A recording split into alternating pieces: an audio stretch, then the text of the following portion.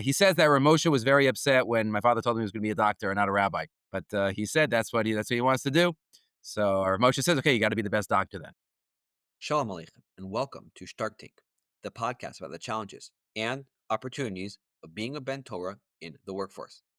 This week's guest is Rabbi Shalom Rosner, the Rav of Nofei HaShemesh, world-renowned Daf Yomi maggid shiur, and Rosh Beit Midrash of the overseas program at Machon Lev. He's also my uncle. The topic of our conversation was Rav Rosner's father, Dr. Fred Rosner, Machon Lev, whose first yahrzeit was yesterday, the 26th of Sivan. Dr. Rosner was a doctor, but also a prolific lecturer and writer in the field of Jewish medical ethics. He wrote dozens of articles and translated dozens of books on this topic.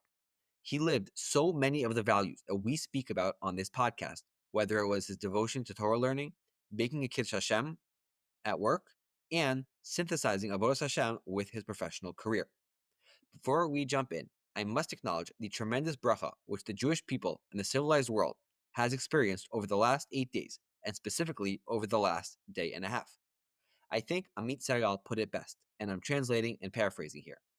Behind every Israeli child who wet their bed in the mamad, behind every sidewalk stained with blood after a terror attack, behind every tear shed on Har Herzl over the past few decades, lies Iran. How blessed are we to see this tremendous victory in front of our eyes. Hodu Lashem ki tov, ki liolam chazdo. Now on to this week's conversation with Rabbi Shalom Rosner about the legacy of Dr. Fred Rosner.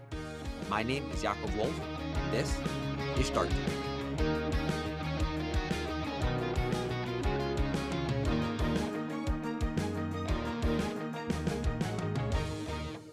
Rabbi Shalom Rosner, welcome to Shtark Tank, and thank you so much for joining us today. Thank you, Yaakov, for having me. It's really a zchus to be here, not only for what you do for our family, being my nephew, but being what you do for Am Yisrael on this very important podcast. And the topics that you tackle with all of your guests is really unique. And you fill a niche, and I hope people keep tuning in, and you keep having these amazing, amazing guests. Thank you so much. So we've actually been trying to have this conversation for a long time, and you're obviously very, very busy, but obviously Hashem has a plan, and the fact that we're recording it tonight, we're recording it on Thursday, June 19th, and you had a very special simcha related to the topic of our conversation today. So maybe you can share with our listeners what special event happened this morning. And we had our first grandson born last week, and this morning we named our son. I named the baby after my father, whose yahrzeit is this week. So it was really his first yahrzeit. So it was very, very special to be able to connect to my father and the yahrzeit in this time period. And it was a tremendous gift from HaKadosh Baruch Hu, as everything is. Amazing, amazing. And actually, the Aviha ben Avram Rosner was the first Rosner to join this podcast way back. We can link to that episode on October 7th, talking about his friends. Obviously, very special person, and the sacrifices he's made for Kal Yisrael is not to be understated. So it's very special simcha and mazel tov on that. So let's get into your father's life. He had a very rich and fascinating life. And we're not going to cover everything, but let's just touch on some of the main things that might be relevant to our conversation. And I would love for you to start by describing how he had a late start on his Jewish education and what that meant for him. How did he get going in the world of Torah? It's pretty amazing. Again, I think when we think about the personality of my father and just connecting to this podcast, I think he would be the poster boy in the 90s. But my father was born in Berlin in 1935, and he was 3 years old at Kristallnacht. He obviously doesn't remember anything. The only thing we know about that night is that my great-grandfather had a stroke that night, and 3 weeks later he was nifter. He's the only one from my father's whole extended family that has a kever, because he was, he was buried then. But a few weeks, we don't know exactly the date, but after that time, my grandparents, my grandmother specifically, put my father, my uncle, and my aunt on one of the early Kindertransports. So my father spent the war in relative safety in northern England in an orphanage, but without any Jewish education. I mean, my father says the only thing he knew about Judaism is that a woman came to light candles Friday night in the orphanage, and if you ever go out and somebody gives you pork, ask for a boiled egg. That was the extent of his Jewish education until he was 10 years old. He did not know Aleph Beis. He just he lived in this orphanage with other Jewish children, but it was not Jewishly run. Wow. And then he came to America, and then he was able to get into MTA with a very interesting bechina, right? Can you tell us about that? And so again, there's a couple of steps along the way. He had his after the war. Maybe we'll get to some of the story of that later after the war. He B'derech Nes, that there was my grandparents survived. My grandfather was one of 16 or 17, I don't know exactly, or my great grandparents. None of them survived except my grandparents, and he had a brother that survived. But they never spoke to us about their experience, how they survived. We know little bits and pieces, but they made it to Belgium. And one time they had a frum English soldier that was eating over at their house for Shabbos, and they recognized the name Rosner. And they said, "Oh, there's somebody davens in our shtibel in England who go visits two of his nephews in northern England once a month." And they put two and two together, and they got the Red Cross involved. My parents, my father, and my uncle were brought back. Maybe we'll get to some of the details of that later. But when my father first came, he was in Belgium for a couple of years. He had his bar mitzvah there, but he knew his bar mitzvah parsha, but not much else. July 1st, 1949. They came into New York Harbor. They had put in for visas to America and to Israel. The one to America came first. So July 1st, 1949, my father remembers. He was 14 years old. It was 100 degrees, he said, boiling hot. July 2nd, 1949, my grandfather takes him into the YU Beit Midrash. And they don't know anybody. They don't know anything. But my grandfather wants him to go to MTA. The problem is my father hardly knew anything. He knew basic Aleph Beis. He knew Parshas Hazinu. But they didn't know. All of a sudden, I don't know if he's older then, a rabbi runs over and says, "Was machst du?" and starts befriending them. And little did they know that started the relationship with my father's Rebbe, Reb David Lipschitz, and the family. But my grandfather explained to him the situation. So the Reb David goes over to one of the Kola guys that was learning there for the summer on July 2nd and said, "Here, you're learning with him this summer." So that was it. So my father learned the first mission Baba Kama. That was the entire summer. The first mission Baba Kama he learned, and he remembers it. And at the end of the summer, he went to take his bechina with Reb Mendel Zaks, the Chavetz Chaim's son-in-law, who was the bochin at the time. And my father remembers that there were a couple of boys in front of him, and he overhears Reb Mendel Zaks ask, like, "What do you want to say?" "Oh, I want to do the Tosfos and Yavamis. I want to do this. I want to do that. I want to do all of these." My father said, he said to his father, "Get me out of here. Forget it. I'm not in this league." And grandfather says, don't worry. It's okay." Finally gets to his turn. And Reb Mendel Zaks asks him, "What do you want to learn?" He says, "The first Mishnah in Baba Kama." And he says over the Mishnah, and he obviously sees that he's a different type of student with a different background. And my father says, Reb Zak asks him one question. He says, "Do you want to learn? Do you want to be here?" And my father said, "Yes." And Zak says, "Okay, you're in." And that was it. And then he was in. Again, he was, at this time, 14 years old. Was He was in high school in all the English subjects and the secular subjects, but he hardly knew anything. But he caught up pretty quickly, Baruch Hashem. He learned a lot. He graduated high school when he was 16, went on to YU and to the first class of Einstein, class of 59. So Baruch Hashem, he made up, but it was definitely, he didn't start off having the regular youth and background and Torah. He didn't know what a Mishnah was or a Gemara was until he was in his teenage years. And I really love that story because it really says so much about Jewish education. It's not necessarily about all of the sosim that you could rattle off, but about the real passion and yearning and desire to grow, which is very, very special. And you did indicate that he more than made up for his late start, and he ended up as a very accomplished talmid chacham in addition to his medical career, which we'll get to in a moment. I'm just wondering, did he intensely throw himself into the Torah learning, and that's how he closed the gap? Or was it more of like a steady, consistent asmada that be able to bring him to greatness despite the relatively late start?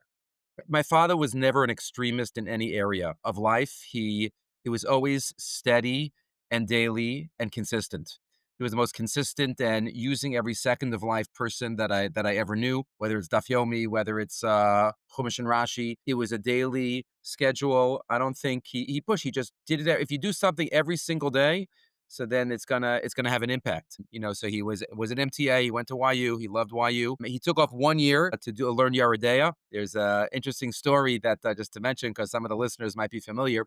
My father, when he was in the Beis Medrash, so in the Beis Medrash at the time, also was Rabbi Label Dulitz, who I had in MTA for English. An amazing, amazing individual. So my father said one of the stories that when he was in YU, and again, like you said, did he catch up? He was learning Yeridea 1 year. He wasn't going to be a rabbi. Maybe we'll get to that. But so one time Rabbi Dulitz came over to him and started. They knew they were pre-med, so Rabbi Dulitz was asking him about a treifa and hilchos chulin and the neck of the animal, this and that. So my father said, he says, "I don't have a cow here. I can't help you. I just described it the best that I can." The next day, Rabbi Dulitz brings in with a brown paper bag with dripping red out of it, the neck of a cow. He says, Freddie, okay, please explain it to me. Show it to me now. Because they both were into that world. And it was Torah, and he showed him. And, that we're able to understand the Hilchos Trefus. But it was a slow and steady every day, getting the most out of it. Wow. So it really reminds a lot of Rabbi Kiva and his late start, and his dripping on the rock, and it's very, very special and inspiring to hear, because it's not like anyone listening to this really has to expect it to run off to a call for 85 years, but the asmada and the day by day can really add up very, very significantly. So with regards to his medical career, so what do you know about that decision to go into medicine, and maybe just can describe a little bit about what his career arc as a doctor looked like? It seems to me that, again, I'm the youngest in the family. So when I was growing up, I grew up in my father's shadow. It was always the same conversation. Rosner, Dr. Rosner. Yeah, I'm his son. The Dr. Rosner.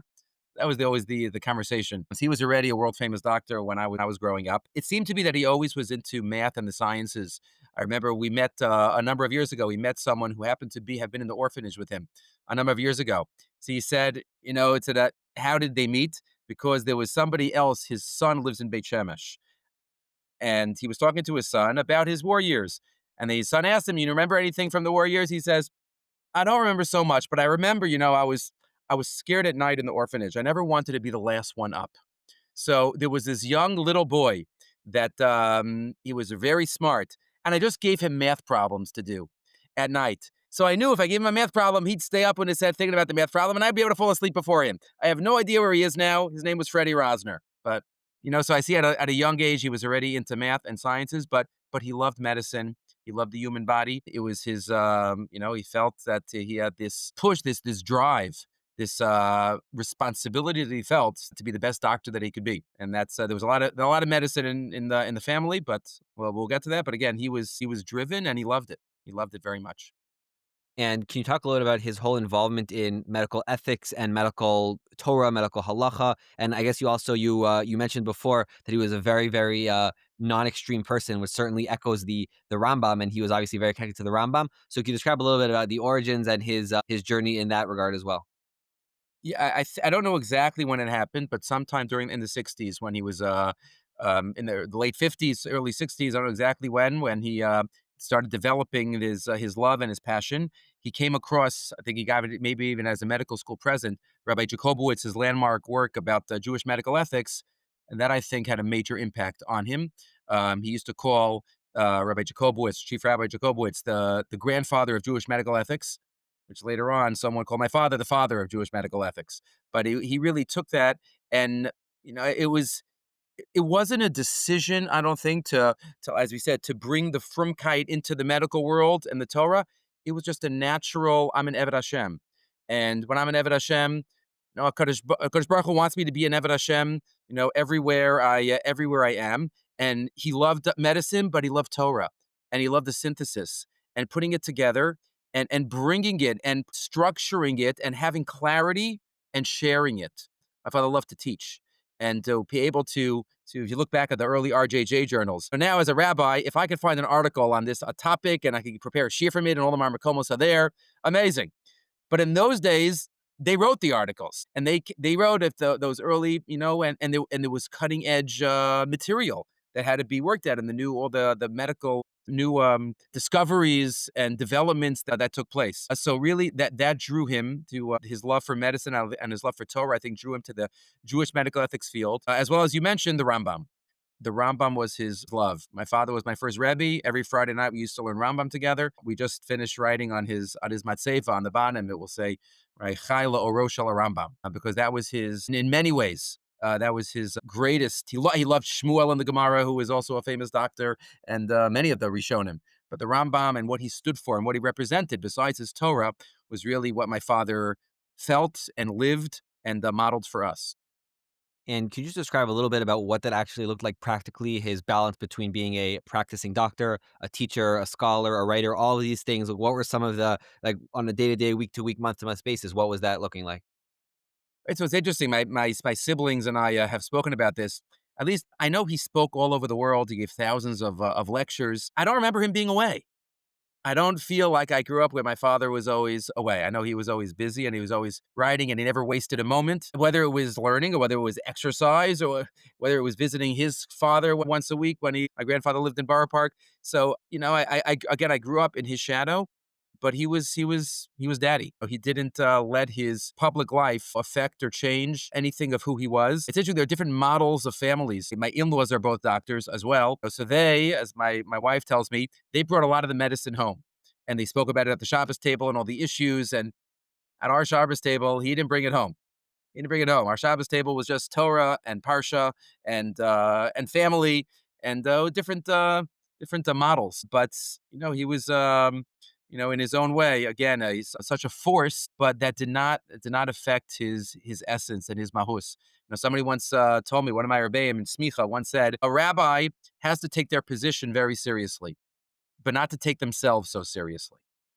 And I think that represented him too. He represented the Jewish and the Torah voice to the Jewish people and the world. So he was on many ethical committees, and he was asked to speak for governments and for different testimonies and ethics committees. So he took that very seriously. He was that representative. But himself, he was a father. He was a balkore. He was a gaba. He was just in shul. He was just very down to earth. And I'm just curious, like the whole medical ethics stuff, was he sort of doing that like as a free agent, like writing and speaking, or did he have any official sort of positions, titles, and hats in addition to his sort of role and parnasa that he would make as a practicing physician? He definitely took it that was not his full-time position. He was a full-time director of medicine in Queens Hospital Center for 25 years or so, and it was connected to LIJ, different positions, but it was always on the side. It's always on the side. His again, using every free moment that he had to learn, to prepare articles, to research, to translate. Half of his books are Jewish medical ethics, and half of his books are translations. I would say of many different things. But it was never his main focus, but it was his love. He loved to do it. He loved to be involved in it. He took it very seriously. And, even though it was on the side and he didn't need it, again, obviously he didn't charge to everybody, but he had a balance of the humility, which personally was a tremendously very humble individual.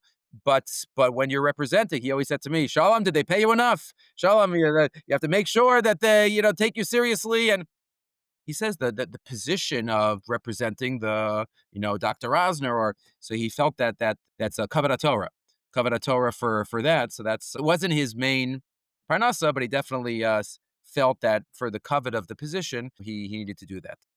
Got it. And I'm sure this journey of his took him to the doorsteps and to the tables of many gedolei Yisrael. So you can talk a little bit about some of those relationships and those interactions, and maybe what they teach us about the relationship between the role of the Rav versus the role of the professionals who are interacting with the Rav more broadly. The one Rav, again, Rav Dovah Lipschitz, he considered his Rebbe, his personal Rebbe, who guided him in life. We went there on Purims, but Rav Moshe was the posek that he was most connected to. Rav Moshe was one of the two shadchanim of my parents. My mother grew up on the Lower East Side. My mother's parents were the Skalskis. Rabbi Skalski was the rabbi of the Bialystoker.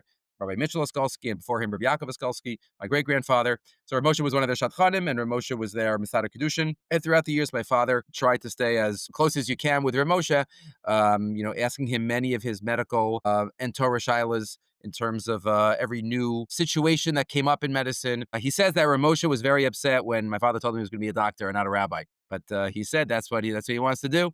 So Rav Moshe says, okay, you got to be the best doctor then. But he felt that this was his calling. So he always started off his lectures. He says, I can speak freely because I'm not a rabbi. I don't have smicha. I'm just bringing up issues. So he used that to his advantage. But that's mechayiv all of the people that are not rabbis, how much you could accomplish of not being a rabbi to having such hashpah. But Rav Moshe was and he pushed Rav Moshe sometimes based on what he was. If you look in the tshuvas, Rav Moshe's tshuvas about smoking, just for example. The tshuva from the 1960s, the 1970s, 1980s. So one of them, my father begged Rav Moshe right in the mid-1960s to aser smoking. He begged it, but he wouldn't, based on the Shomer Psalm Hashem and all the different. You see Rav Moshe sliding in every decade more and more litzad isser. You have no idea. Nobody can say what Rav Moshe would say today because The last tshuva that we have from him was written in the early 90s, but he begged him. He said, Rabbi, this, but they had a special relationship. And we have at my parents' wedding, in the olden days, they didn't have the olden days, but they used to have a long table for the day. It's not just a chassan and kala separately. So at the end of the table, after the wedding, they were cleaning up. They see this brown manila envelope. So in the brown manila envelope was a set of Dibros Moshe on Baba Kama. That was Moshe's gift to my parents for the wedding. He don't want to give it. He just left it at the table, and he gave them that. We have that inscribed edition of the Dibros Moshe.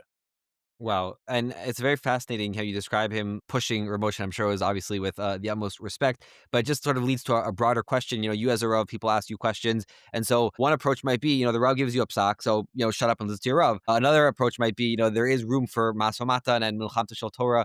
Is that something that you learned from your father, how to approach in the right way from the other side of the table? Yeah, my father was an ish shalom. He was again as a public figure. This is something that I learned from him a lot. My father was borech min hamachlokas.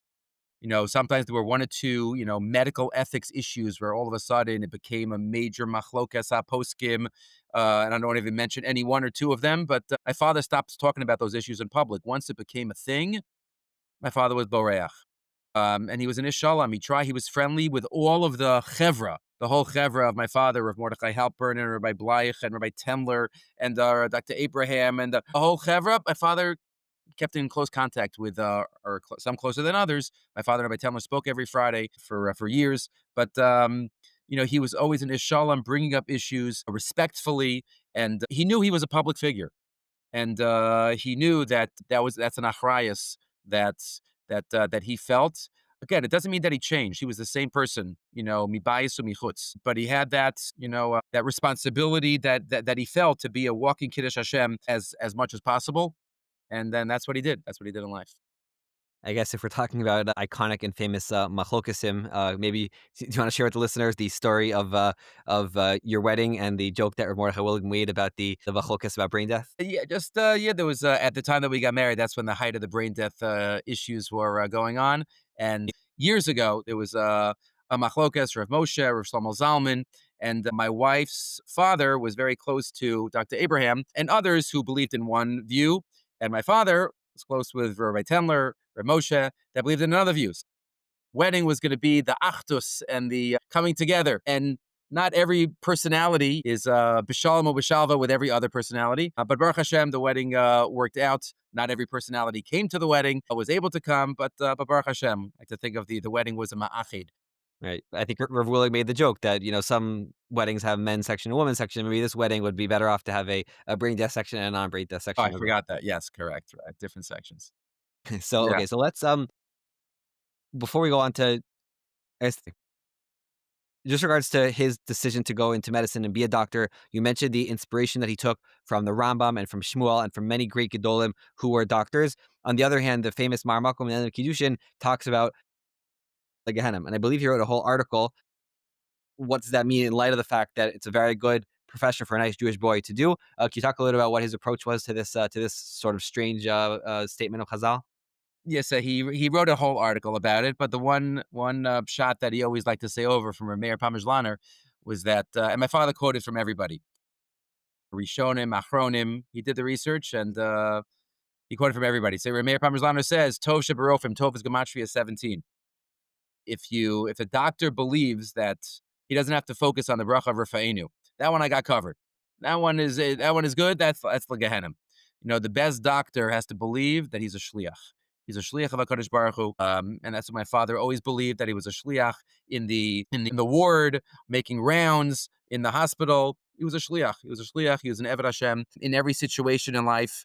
Again, even though he had the challenges throughout his life, especially at the beginning of his life, but he was zocher to see tremendous nachas in his own professional work, in his family. But that's Tov Shebarofim. That was his what he liked to say over. Amazing. And you mentioned that your father maybe had a Havamina or Ramosha was had high hopes that he might become a Rav. He ended up becoming a doctor. Your older brother has smicha but became a dentist. Did you have any thoughts about going to medicine when you were younger? I did not ever. Medicine, everybody has to know their own personality. I'm pretty squeamish. I take my wife to the hospital when she's in labor and I start feeling faint. I could give shiur on Hilchas Shchita, but I cannot do Shchita or Mila. So I don't know if it was. Again, also depends where you are in the family. I'm the youngest in the family, so maybe they said, okay, he'll be a rabbi. It's fine. But my parents never pushed us in one direction or the other. I'm surrounded by medicine. Baruch Hashem. Rav Moshe Weiss once said, if you're not going to be a rabbi, the next best is to be a doctor. That's you spend your whole day doing chesed. So I married a doctor, and I have two kids in medical school, and I have my in-laws are both doctors. There's a lot. So even if my father didn't get me as the doctor, but my father always said, doctor of the body, doctor of the soul. They're happy. They just related to that in terms of the balance that we said before. Remember when I was going Shana Bet to the yeshiva, so my parents spoke to the Rosh Yeshiva at the time, and they just said, just 2 years, just 2 years. We want him to go. We want him to go to YU. We want him to be a rabbi, but to be balanced and to come out with a well-rounded education that you could be mashpia in a way that they believed, and they believed you could be mashpia to Am Yisrael with well-rounded education to be able to, whether it's a rabbi, whether it's being a doctor, we do our best. And they were very concerned about that. But Baruch Hashem, I think it all worked out for them. Right, it's very interesting. I mean, you're now obviously involved in Torah education at that sort of stage, and it's interesting point. Then I'm fascinated to hear that it was going on already a whole number of years ago. That people were sort of afraid of certain effects that yeshiva might have. I don't know. Like, do you have any thoughts on sort of how to educate our children in that way of balance, and you don't want to get to too extreme. You want to sort of have the right proportions of different values in life. I think a lot of it is what the children see in the parents. How the parents yashar? Are they consistent? Are they emistic? A lot, even if we don't see it right at the moment, right after high school, decisions that children make, but they see what parents do. They see that the greatest teaching that we do is just by the example that we set. And if we could set examples, that plants seeds in the children from a very young age, being lechatchila Jews. If they see us as lechatchila Jews, al-Hadchila in all of our Avodas Hashem areas, then that rubs off. And if we use all the kochos that HaKadosh Baruch Hu gives us properly, that'll educate them. Amazing. And you spoke of this a little bit before, that your father would make sure that they took your position seriously and they paid you properly. Are there any other sort of pieces of career advice that you got from your father, specifically as someone who came from the non-rabbinic world, and how that was able to help you guide your journey in the rabbinate? I'm going to mention two things. One, well, they're connected. My father always took, and I don't know how many lectures that I went to that my father gave, both Jewish and non-Jewish audiences he spoke to, but he always took his audience very seriously. He always overshot instead of undershot. He never talked down to them. He always talked up to them. He always brought them up with him. That was how he spoke, and that was how he looked at his position. It was just taking it seriously, and because of that, he said this to me many times. He says, and after every shiur, he came over to me, give me a hug. He says, it's preparation, organization, and delivery. Preparation, organization, delivery. You got to prepare. If you take your audience, it doesn't matter. Right? They quote the story that I think I heard from Rabbi Shapiro, that he said when Rav Soloveitchik used to go and give a little thing in a second grade class, and sitting on one of those little chairs, give a parsha thing, he used to sit down and then take an index card out of his pocket. He had prepared to speak to the second graders, because if you take your audience seriously, you prepare. Preparation, organization, delivery. Rav Schechter says there's hidur mitzvah in giving a shiur. Right? It's not just about just give the shiur in how to make a source sheet. No, it's all being organized, lifting up the audience. So in terms of that aspect of teaching, that I think I learned a lot from. Again, the other elements that we said is I think he was the same person mibayis mibchutz. His public persona and his being home. It was like Rav Hutner's broad life. And that's who he was. He was the same person in the office. He was the same person when he took me to 1 or 2 Met games a year. He was the same person. In the shul. That was who he was. So I think as a public person, that's what by osmosis he kind of taught me. Be your speed. Be true to who you are always. Respect your audience. Raise them up. And what I mentioned before, the balance of the self-worth and the self-confidence of what you're representing, along with the humility to realize that you're just a conduit to bring the Torah and to bring the information to the audience. One of the things that you mentioned that I found very interesting is obviously it's super important to try as best we can to be tocho kaboro and to be mibayis umichutz.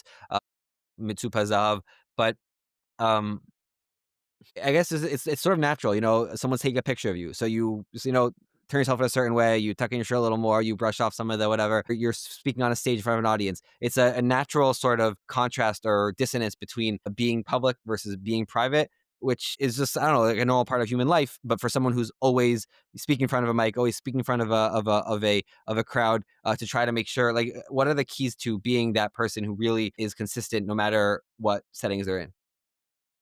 I think the key is the first Rambam that we find in Shulchan Aruch. The first Rambam we find in Shulchan Aruch is the Moreh Nevuchim that the Ramah quotes. Right, the first piece I learned this with the bar mitzvah boys in my shul when I meet with them before their bar mitzvah. Shivisi Hashem lanegdi tamid. Right, he called Gadol Batorah, and to realize you're always in the presence of Hakadosh Baruch Hu. I don't know exactly how it was developed in his earlier years. I know my grandparents somehow, had an unbelievable impact on him and his rebbeim, but he always lived with this a privilege. I wouldn't call it an achrayus, a privilege that every second of life was a privilege to him.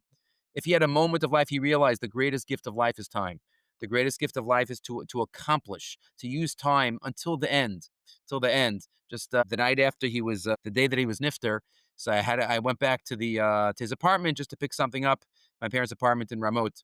So when I walked in there, I saw that on the dining room table was, the sefer that he was translating open, the notebook open, a pen, his dictionary, his concordancia, which he didn't use computers, so on. It was like until the last moment he was working, until the last second. And that was who he was. I'm going to use every second that HaKadosh Baruch Hu gives me to be the greatest doctor, to be the greatest rabbi, to be the great. So that's what he taught us, to be the best that you could be with the kochas that HaKadosh Baruch Hu gave you. Wow. So speaking about his sort of Shivisa Lenagdi Tamid and making the most of every moment, he had a big, shift in his life when he had a stroke. I think I only knew him sort of in I guess you could call it that later stage in his life. Can you talk a little bit about how that affected him? I'm sure, from my understanding, he was really like at the peak of his career, and then the stroke made it a lot harder for him to do a lot of things. So how did that affect him, and how did he sort of handle that sudden change in circumstance? One of the amazing things that we saw about my father is his adaptability, and he never complained generally about his situation. He's like, okay, what does HaKadosh Baruch Hu want from me now? The early '90s, he had a heart attack, and that slowed. He had a open heart surgery, and that slowed him down somewhat. And then in 2000s, after his stroke, really affected him. Baruch Hashem, he got back 70%, 75% after all of the months and months of rehab. But up until that point, like you said, he was lecturing all over the world and he was traveling. After that, we kind of helped him realize that he could still translate, he could still write, but lecturing publicly is not what was in the cards for him at that moment. And it was hard at the beginning, but he dealt with it. And he couldn't work in the hospital, be the director of medicine, so he used to just go in once or twice a week to give teaching rounds. Whatever it was, he was able to adapt to the situation. What does the Kadosh Baruch Hu want from me now?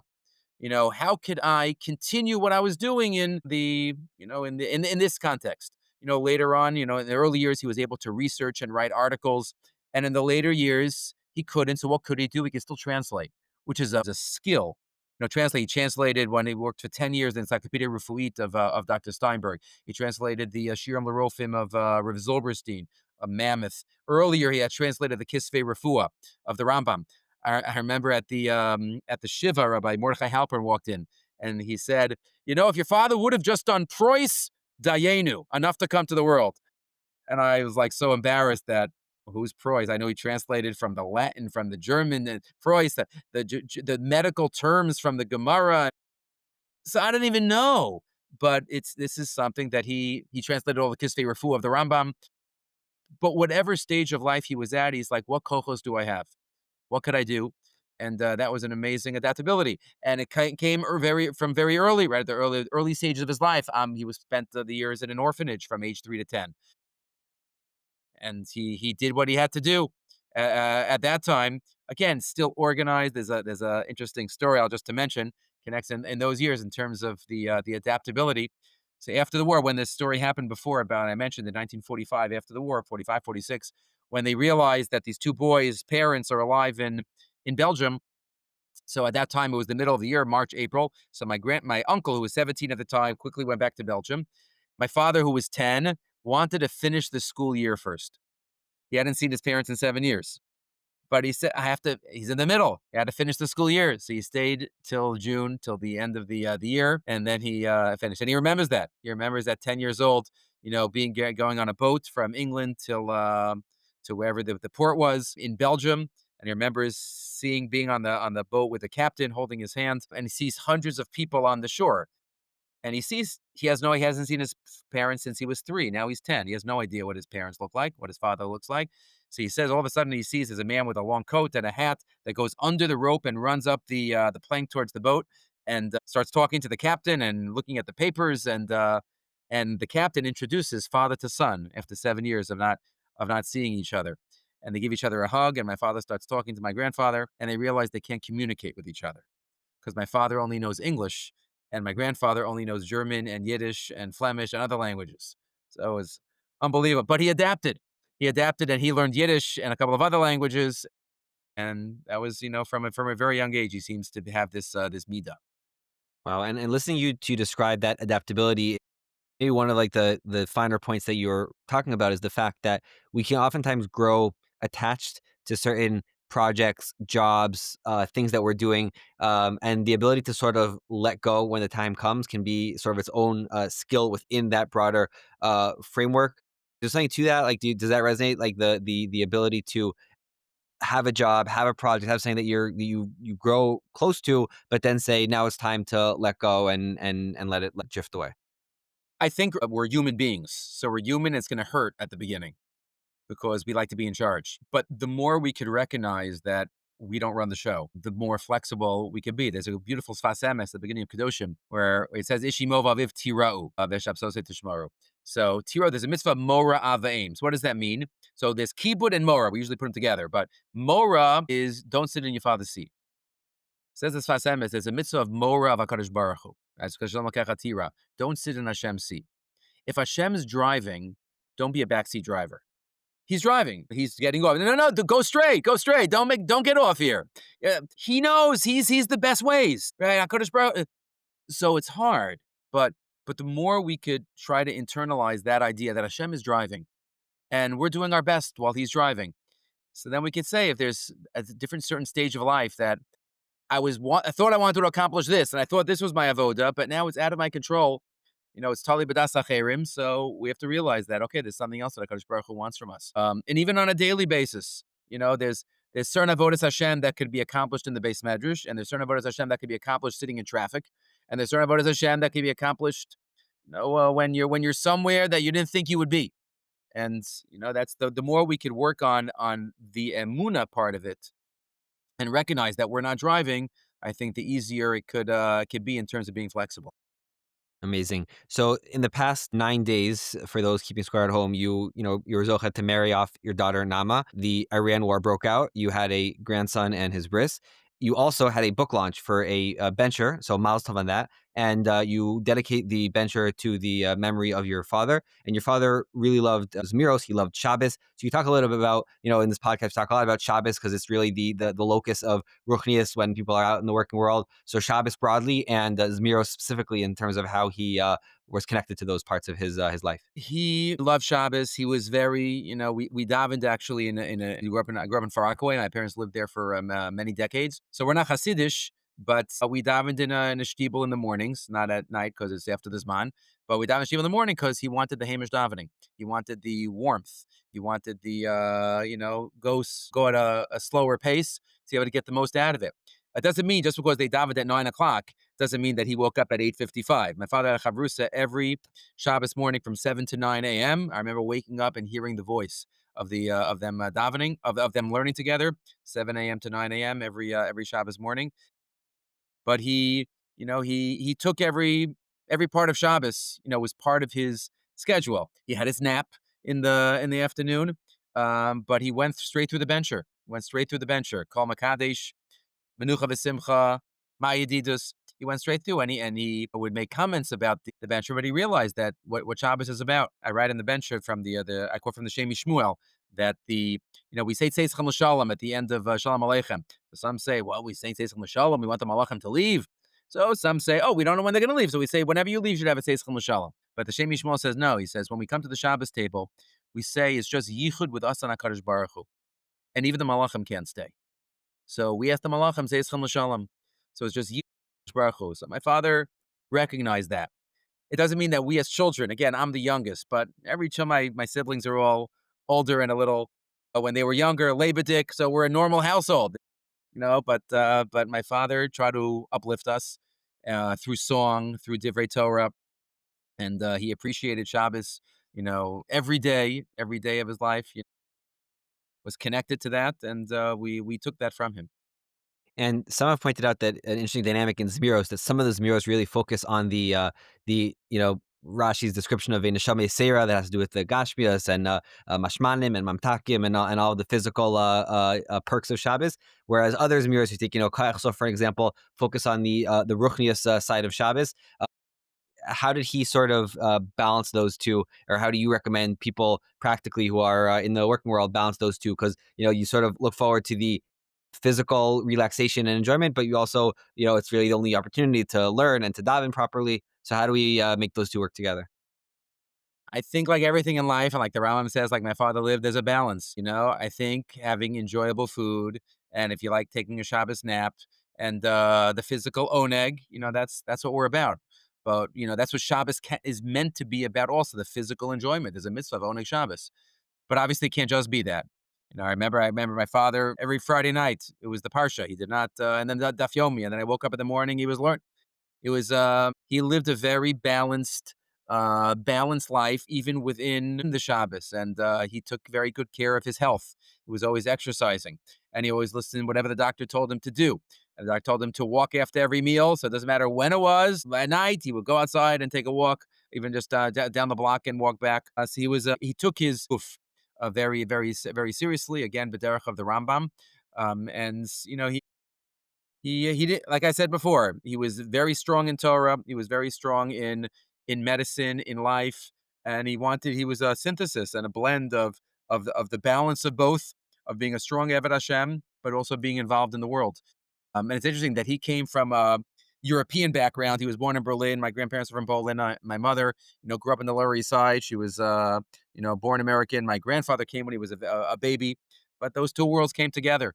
And Baruch Hashem, we were very zochet to have our parents raise us. But again, as the podcast is about my father, about the impact that he had on us and on the Jewish people. Wow. Okay, so let's go to our lightning round. 3 short questions, 3 hopefully short answers. You mentioned that he enjoyed taking a nap on Shabbos afternoon, but in general, we're in the summer and there's like a long Shabbos afternoon. So what other things would he do on summer Shabbosos to make use of that time? What did he do? It was after the meal. He always napped for 2 hours, and after when he woke up, it was always just the daf or preparing. Rabbi Pelkovitz a shiur from the White Shul. He would prepare for the shiur. He would just that's what he did. Preparation, whether it's the parsha, whether it's the daf yomi, or whether the preparing of the shiur. That's what I think he used to do on Shabbos afternoon. What type of shiur was Rabbi Pelkovitz giving that had a chana like Mar Makomos, sugyas? Nobody else, I don't think. Just no Marmakomos, nothing. But it was the Gemara shiur. So he looked over the Gemara just to be more prepared. I don't think too many other people. Just the rabbi's Shabbos afternoon Gemara shiur that he gave in the White Shul. But my father, if he had time, depending on what time of the year it was, that's what he. Wow. And we discussed at length his connection and love to the Rambam. Is there a specific work of the Rambam, or even, yeah, I think you might have been the one who made famous the idea of having a refrigerator Rambam or whatever, a specific work or idea or concept or source that he felt was especially dear to him? I don't think. I mean, maybe some of the medical. He always loved pointing out how the Rambam was way ahead of his time in medicine. He would quote a Rambam and he would say, "This is this disease and this." And he would love that because he would show the world. And even based on the Gemara, that all the medical Gemaras that the Gemaras, there's Tikkunei Zohar that says that Mashiach is going to come ani v'rochev ala chamor. Ani is Rashi Tevis, Erevin, Nida, and Yavamas. So when we started learning these more challenging Masechtas, my father said, why is Nida there? It's all the medicine stuff, and I love that, and it's great. But probably the Rambam Hilchos Deus. That's what I would say. And the Rambam towards the beginning, when he talks about Kol Kavanasecha Yil Hashem Shamayim, that's probably what his credo was and what he would live by.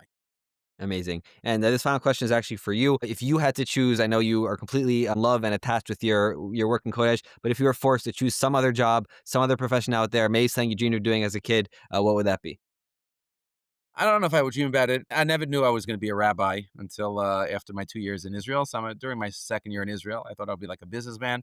But I think I would love to be a tour guide here in Eretz Yisrael, walking, going around every day, seeing different parts, and based on the Tanakh. But I often dream about another lifetime to be able to do that. But Od Chazon, Od Chazon. Amazing. Baruch Hashem was really he was a wonderful role model for us for the Jewish world for any professional out there that is a learner earner or however you call it. So he had in the 1950s and 60s, it was not common, and he really set the standard and he set the bar high. You could be a serious lawyer and a serious learner, and not just a learner for yourself, but a teacher and somebody like you've said in other podcasts about writing, about not just writing for yourself, but writing for others and being able to, to share and to be the, to the lighthouse and the beacon that shines the Jewish view, the Torah view. And it's really something that he taught us. Now we take it for granted. You can take it for granted. You can be very frum and, very, but it was not so pashut. That's why they opened Einstein a medical school at that time, for the Jews couldn't get in anywhere else. But he laid the groundwork for us, and we're eternally grateful to him. Amazing. Thank you for sharing all these stories, and his neshama shav and aliyah. He should have nachas from his namesake and all of his yotzei chalatzav, and we should have besoros tovos. Amen. Thank you, Yaakov, so much. Hatzlacha. Thank you so much for listening to Shtark Tank. If you enjoy this podcast, please make sure to share it with a few friends. And if you haven't done so yet, please make sure to leave a 5-star review on Spotify, Apple, or wherever you're listening. Until next time, keep on steiging, chevra.